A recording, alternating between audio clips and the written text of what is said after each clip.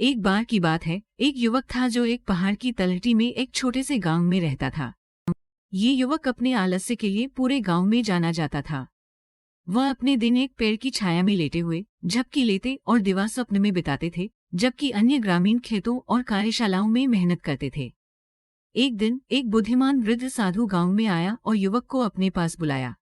मेरे बेटे, साधु ने कहा, मेरे पास तुम्हारे लिए एक काम है। मैं चाहता हूं कि तुम उस पहाड़ की चोटी पर चढ़ो और सबसे ऊंची चोटी से एक पंख वापस लाओ। युवक ने पहाड़ की ओर देखा और ठहाका लगाया। उन्होंने कहा, यह असंभव है। मैं इतना आलसी हूं कि वहां ऊपर तक नहीं चढ़ सकता। साधु मुस्कुराया और बोला, लेकिन तुम देखते हो, मैं जिस पंख की तलाश में हूं वह पहाड़ पर ही नहीं है। ये पहाड़ के दूसरी तरफ एक गुफा में है, जहां केवल शीर्ष पर चढ़कर और दूसरी तरफ से उतरकर ही पहुंचा जा सकता है। युवक कौतूहल में पड़ गया। उसने इस पंख के बारे में कभी नहीं सुना था और इस तरह के अनोखे कार्य के बारे में सोचने से उसकी जिज्ञासा जगी, और इसलिए उन्होंने साधु की चुनौती स्वीकार करने का फैसला किया। चढ़ाई लंबी और कठिन थी और युवक ने जल्द ही खुद को सांस से बाहर पाया और बहुत पसीना बहाया। लेकिन जैसे जैसे वह ऊंचे और ऊंचे चढ़ता गया, उसे एक ऐसे आनंद और उत्साह का अनुभव होने लगा जो उसने पहले कभी महसूस नहीं किया था। जब वह अंत में शिखर पर पहुंचा तो वह थक गया था लेकिन उत्साहित था। उसने अपने सामने के लुभावने दृश्य को देखा और उपलब्धि की भावना महसूस की जो उसने पहले कभी अनुभव नहीं की थी। लेकिन असली चुनौती आगे थी। युवक को पहाड़ के दूसरी ओर उतरना था और उस गुफा को खोजना था जहां पंख स्थित होने की बात कही गई थी। चढ़ाई की तुलना में उतरना और भी खतरनाक था और युवक कई बार लड़खड़ाया और गिर गया। लेकिन वह दृढ़ रहा, आगे आने वाले पंख के वादे से प्रेरित था।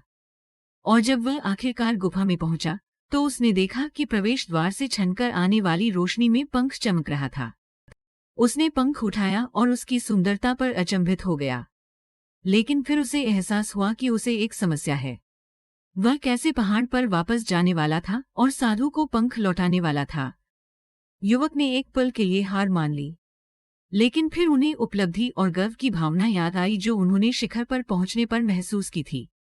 वह जानता था कि उसके पास इसे फिर से करने की ताकत और दृढ़ संकल्प है, और इसलिए वह वापस पहाड़ पर चढ़ गया। उसकी मांसपेशियों में दर्द हो रहा था और उसके फेफड़े जल रहे थे, लेकिन उसने हार नहीं मानी। उसने खुद को आगे बढ़ने के लिए प्रेरित किया, इस ज्ञान से प्रेरित होकर कि उसने अपने आलस्य पर काबू पा लिया है और वास्तव में उल्लेखनीय कुछ हासिल किया है। जब वह अंत में साधु के पास पहुंचा और उसे पंख भेंट किया तो साधु मुस्कुराया और बोला, अच्छा किया मेरे बेटे, आपने आज एक महत्वपूर्ण सबक सीखा है। आलस्य कोई ऐसी चीज नहीं है जिसे स्वीकार किया जाए या सहन किया जाए। ये एक चुनौती है जिसे जीतना है, एक बाधा जिसे पार करना है। साधु की बातों की समझदारी को समझते हुए युवक ने सिर हिलाया। उसने महसूस किया कि वह हमेशा महान चीजों के लिए सक्षम था, लेकिन उसके आलस्य ने उसे रोक दिया था। अब वह जान गया था कि उसके पास अपने रास्ते में आने वाली किसी भी बाधा को पार करने की ताकत और दृढ़ संकल्प है। साधु की चुनौती की सीख ये है कि आलस्य कोई ऐसी चीज नहीं है जिसे स्वीकार या सहन किया जाए। ये एक चुनौती है जिसे दूर किया जाना चाहिए, एक बाधा जिसे पार किया जाना चाहिए। जब हम अपने लक्ष्यों को प्राप्त करने के लिए खुद को आगे बढ़ाते हैं, तब भी जब वे असंभव लगते हैं, हम अपने भीतर एक ऐसी ताकत और लचीलापन खोजते हैं जिसके बारे में हम कभी नहीं जानते थे।